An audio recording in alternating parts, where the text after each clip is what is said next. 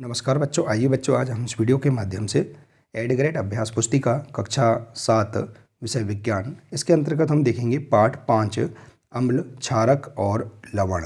देखिए इसमें सभी प्रश्न 10 प्रश्न दिए गए हैं। इन 10 प्रश्नों के आंसर हम अपनी पाठ्य पुस्तकों से किस प्रकार से पूर्ण कर सकते हैं, आइए हम इस वीडियो के माध्यम से जानेंगे।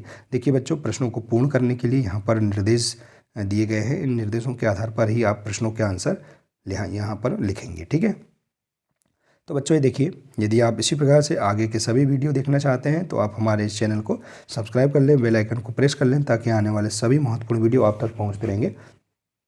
तो आइए देखते हैं। पहला प्रश्न है, नीले लिटमस पत्र को एक विलयन में डुबोया गया है, यह नीला ही रहता है। लिटमस पत्र में कोई परिवर्तन न होने का क्या कारण है? देखिए प्रश्न क्रमांक 53 में देख सकते हैं इस प्रश्न का आंसर। लिटमस पत्र में कोई परिवर्तन न होने का कारण है विलयन का उदासीन होना। ऐसे पदार्थ ना तो अम्लीय होते हैं और ना ही क्षारकीय। तो इस प्रकार से आप इस प्रश्न का आंसर अपनी पाठ्यपुस्तक से लिख सकते हैं। इसके बाद देखिए अगला प्रश्न है, प्रश्न दूसरा, कपड़ों पर लगे हल्दी के दाग को साबुन से धोने पर वह लाल हो जाता है, कारण स्पष्ट कीजिए। देखिए कपड़ों पर लगे हल्दी के दाग को साबुन से धोने पर वह लाल हो जाता है क्योंकि साबुन का विलयन क्षारकीय होता है। तो देखिए आप इस प्रकार से इस प्रश्न का आंसर आसानी से बता सकते हैं। इसके बाद देखिए अगला प्रश्न है, उस स्रोत का नाम बताइए जिससे लिटमस विलयन को प्राप्त किया जाता है, इस विलयन का क्या उपयोग है? तो देखिए लाइकेन, इसे अम्लीय विलयन में मिलाया जाता है तो यह लाल हो जाता है, और जब क्षारकीय विलयन में मिलाया जाता है तो यह नीला हो जाता है। तो इस प्रकार से आप इस प्रश्न का आंसर आसानी से बता सकते हैं। इसके बाद देखिए अगला प्रश्न है, अति अम्लता से पीड़ित होने पर प्रति अम्ल की गोली क्यों दी जाती है?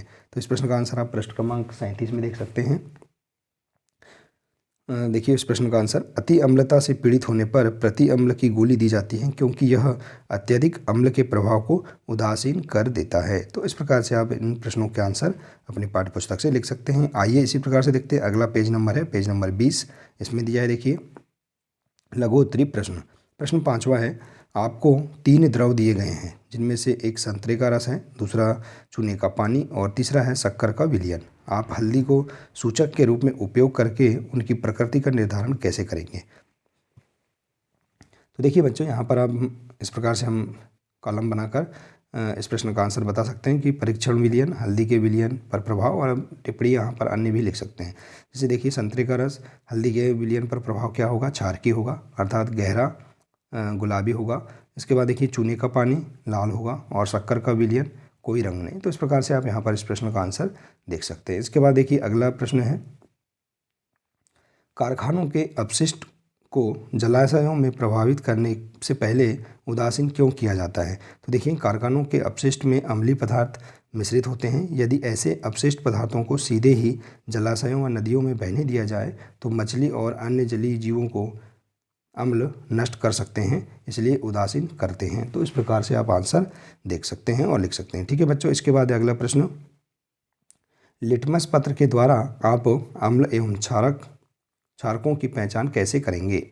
तो देखिए इस प्रश्न का आंसर आप पृष्ठ क्रमांक 52 में देख सकते हैं। लिटमस एक प्राकृतिक सूचक है, जब इसे अम्लीय विलयन में मिलाया जाता है तो यह लाल हो जाता है, और जब क्षारीय विलयन में मिलाया जाता है तो यह नीला हो जाता है। तो इस प्रकार से हम लिटमस पत्र के द्वारा अम्ल और क्षार की पहचान कर सकते हैं। ठीक है बच्चों, इसके बाद देखिए अगला प्रश्न है, निम्न तालिका को पूर्ण कीजिए। पहला है देखिए यहाँ पर तालिका इस प्रकार से दी गई है, पदार्थ और पदार्थ में पाए जाने वाले अम्ल या क्षारकों के नाम। तो देखिए नींबू का रस, इसमें पदार्थ साइट्रिक अम्ल पाया जाता है। देखिए इस प्रश्न का आंसर आप पृष्ठ क्रमांक 52 की जो सारणी दी गई है वहाँ से लिख सकते हैं। साबुन, इसमें सोडियम हाइड्रोक्साइड पाया जाता है। दही में लैक्टिक अम्ल पाया जाता है, और आंवला में एस्कॉर्बिक अम्ल पाया जाता है। चूने का पानी में कैल्शियम हाइड्रोक्साइड, और इमली में टार्टरिक अम्ल पाया जाता है। तो इस प्रकार से देखिए आप इस प्रश्न का आंसर भी पूर्ण कर सकते हैं। आइए इसी प्रकार से देखते हैं। अगला पेज नंबर है पेज नंबर 21, इसमें दिया है देखिए प्रश्न, दीर्घ उत्तरी प्रश्न। पहला है, उदासीनीकरण अभिक्रिया को उदाहरण सहित समझाइए। देखिए इस प्रश्न का आंसर आप पृष्ठ क्रमांक 56 और 57 में देख सकते हैं। तो देखिए बच्चों, उदासीनीकरण अभिक्रिया क्या है? किसी अम्ल और किसी क्षारक के बीच होने वाली अभिक्रिया उदासीनीकरण अभिक्रिया कहलाती है।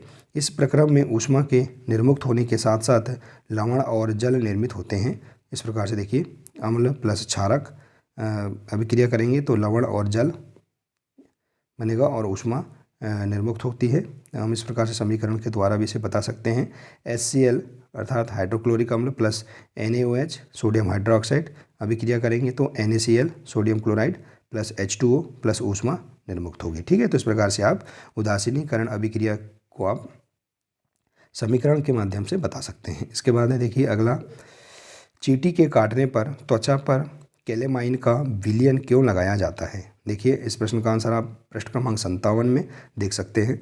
जब चींटी काटती है तो त्वचा पर अम्लीय द्रव डाल देती है। डंक के प्रभाव को नमी युक्त खाने का सोडा अर्थात सोडियम हाइड्रोजन कार्बोनेट या कैलेमाइन विलयन मलकर उदासीन किया जा सकता है जिसमें जिंक कार्बोनेट होता है। तो इस प्रकार से आप यहाँ पर इस प्रश्न का आंसर बता सकते हैं।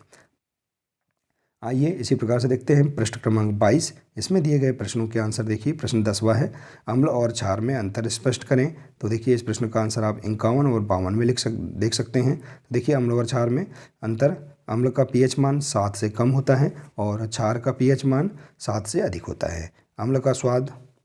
अम्ल स्वाद में खट्टा होता है और क्षार का स्वाद थोड़ा कसीला या कड़वा होता है। इस प्रकार से लिख सकते हैं। अम्ल नीले लिटमस पेपर को लाल कर देते हैं और क्षारक लिटमस पेपर को नीला कर देते हैं। ठीक है, लाल लिटमस पेपर को नीला कर देता है। तो इस प्रकार से आप इस प्रश्न का आंसर बता सकते हैं। आइए इसी प्रकार से देखते हैं। इसी के अंतर्गत अगला प्रश्न है, गुड़हल के पुष्प द्वारा बने सूचक से आप तालिका में दिए गए पदार्थों की पहचान कैसे करेंगे। देखिए इस प्रश्न का आंसर आप पृष्ठ क्रमांक 54 में देख सकते हैं। पदार्थ सूचक का पदार्थ पर प्रभाव, गहरा गुलाबी या गहरा हरा। पदार्थ का प्रकृति अम्लीय, क्षारीय या उदासीन। तो देखिए यहाँ पर नींबू का रस, इसमें गहरा गुलाबी इसका प्रभाव होगा और पदार्थ की प्रकृति अम्लीय होगी। इसके बाद है शैम्पू में देखिए इसका रंग गहरा हरा, इसकी प्रकृति क्षारीय होगी। शक्कर का विलयन गहरा गुलाबी, इसकी प्रकृति अम्लीय होगी। नमक का विलयन गहरा गुलाबी, यह उदासीन होगा। इसके बाद देखिए चूने का पानी गहरा हरा रंग, यह क्षारीय होगा। और सोडा युक्त जल गहरा हरा, यह क्षारीय होगा। और नल का जल गहरा गुलाबी, ये उदासीन होगा। तो इस प्रकार से देखिए आप यहाँ पर इस प्रश्न का आंसर आसानी से पाठ्यपुस्तकों से समझकर आप पूर्ण कर सकते हैं। ठीक है बच्चों, देखिए बहुत ही सरल तरीके से हम इसके अंतर्गत दिए गए सभी 10 प्रश्नों के आंसर हम इस प्रकार से अपनी विज्ञान की पाठ्यपुस्तकों से खोज कर लिख सकते हैं। ठीक है, देखिए बच्चों इस प्रकार से। तो बच्चों आशा है कि आपको इसके अंतर्गत सभी प्रश्न समझ में आ गए होंगे। बच्चों आज के लिए सिर्फ इतना ही है, मिलते हैं इसी प्रकार से नेक्स्ट वीडियो में। बच्चों यदि आप इसी प्रकार से आगे के और अन्य वीडियो देखना चाहते हैं तो आप इस चैनल के प्लेलिस्ट में जाकर भी अन्य वीडियो आप देख सकते हैं। तो नमस्कार बच्चों।